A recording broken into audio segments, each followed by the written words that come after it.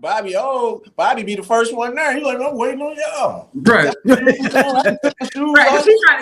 He's trying to get out of here and get back on bed early now. Look. All right, next up, Diddy Watch is back. Y'all thought we forgot. I saw the emails for Diddy Watch. Craig Mack, Lil Rod, scared. Where do you want to go with this, Stacey? You know, this is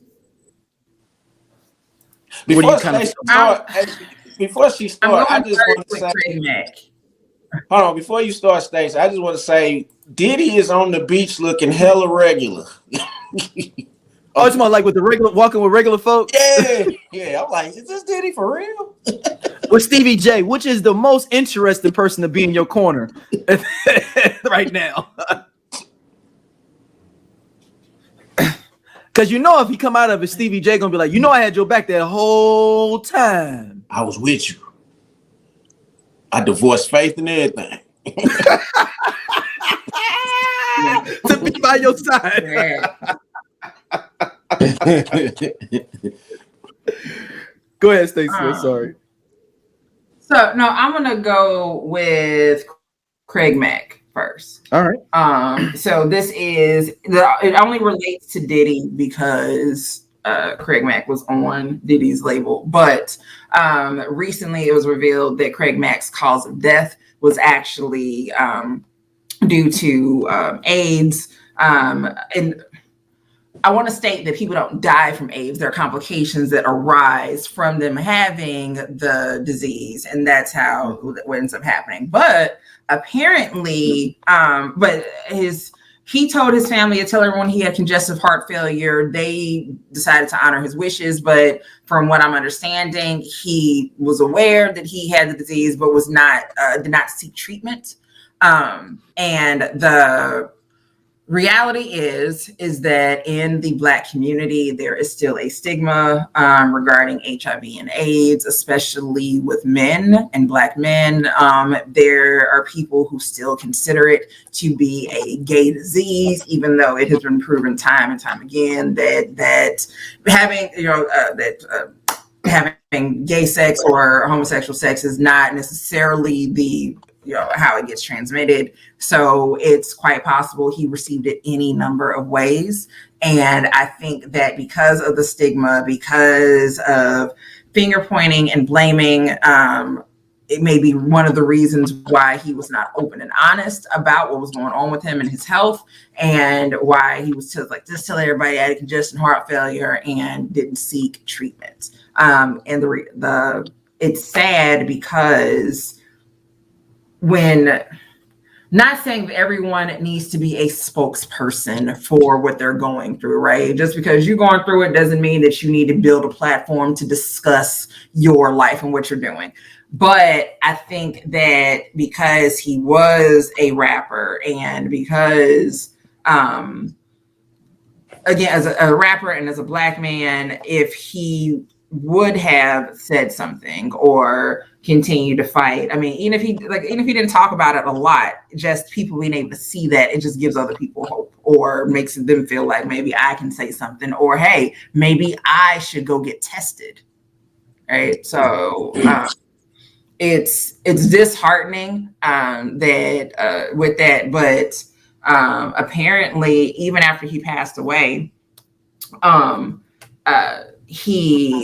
I think at the funeral, at the memorial service or something, somebody called Diddy or was talking to Diddy. And so there was someone who had posted after Craig Mack's memorial service and was like, oh, it wasn't no celebrities here. It wasn't none of his blah, blah, blah, blah. And, but apparently his family didn't want a lot of people there. So essentially Diddy gets called out for not being there, but he had no idea that it was going on. So trying to find the person who said it was, that they're the ones that called them. Where is it at?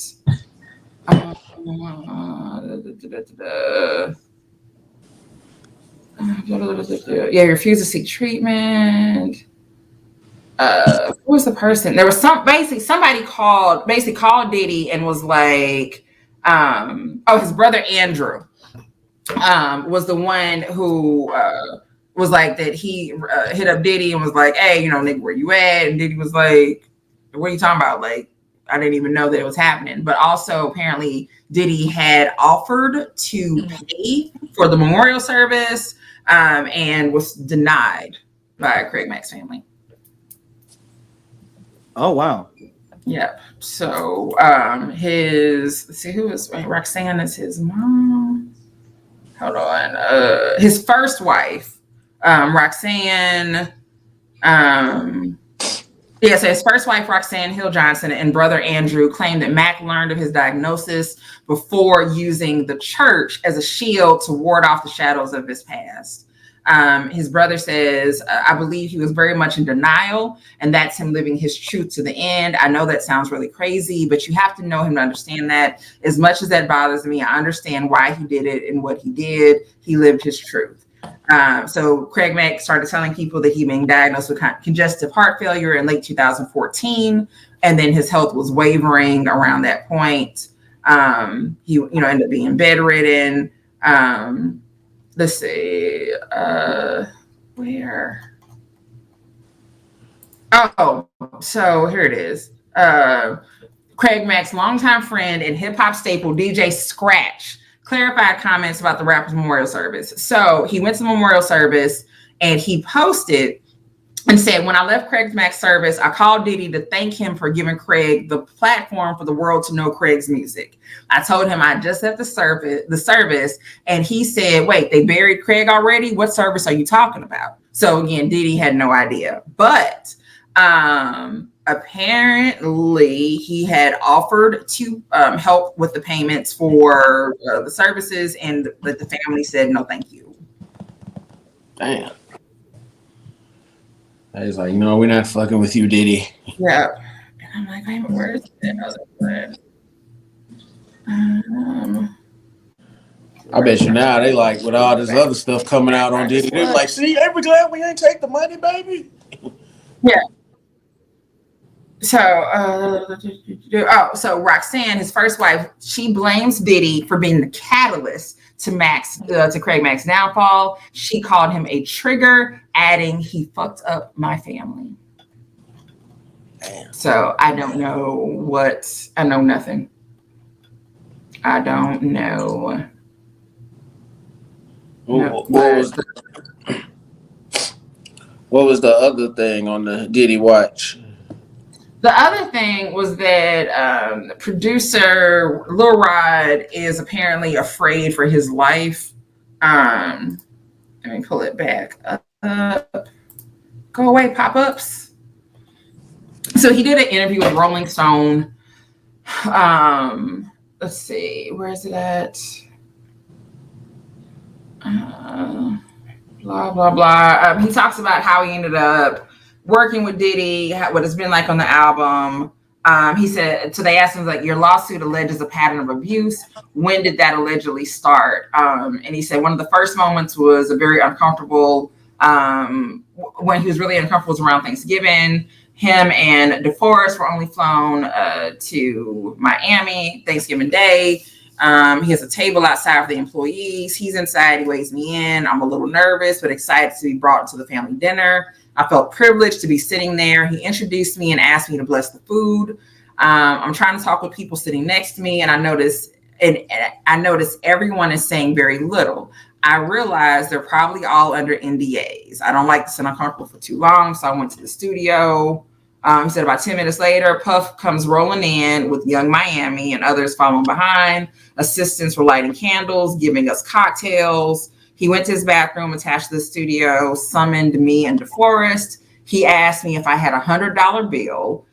There were 3 white lines on the sink. He was asking me to do something I've never done before. It was awkward. He was trying to get me to do some drugs. I don't want to judge anybody, but that's at the top of my list of things I'm afraid to do. And then when they asked him, how do you describe Diddy? His words were, he's a monster.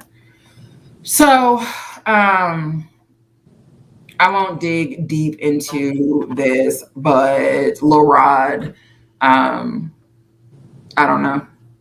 I don't want to say I don't know. I think that I think the truth will come out. Yeah. And I've said that since this all started.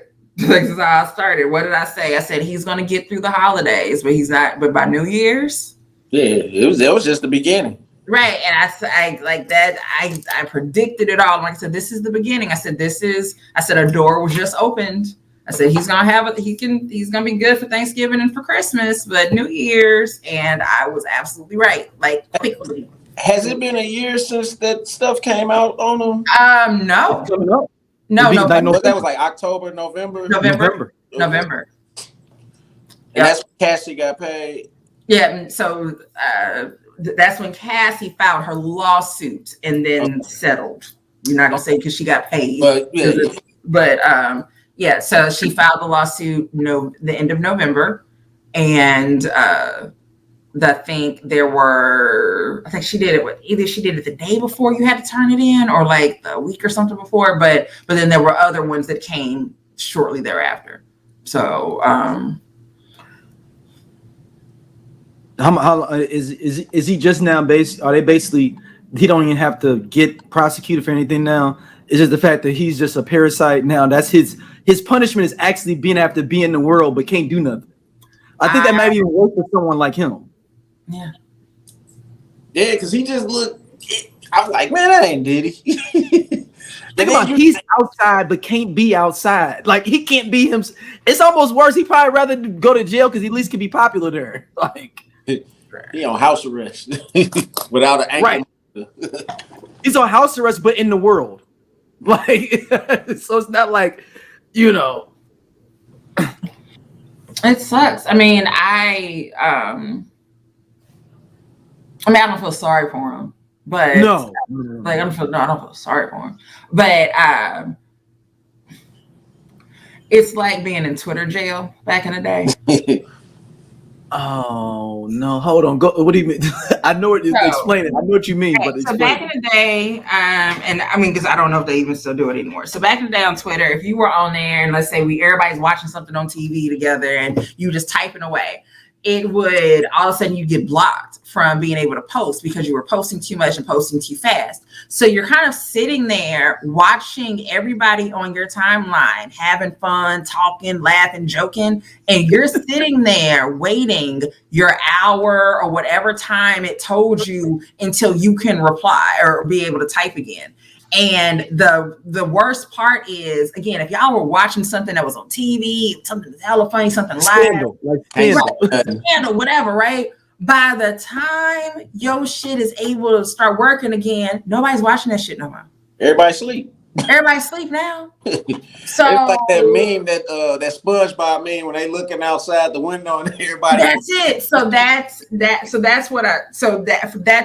to compare what you were saying with Diddy, like you out in the world, but you can't be. Like, that's kind of what it was like. That's what I figure it's like for him, is that you are watching everything happen and there's nothing you can do. Hey, this cool ass Scott from the I Love 90s Music Podcast. Hit that subscribe button right now. Like it on the SOLC Network. You finna get all the real deal on the 90s, the 2000s, and the splash of that 80s. Do it right now, man. And I'll be your friend.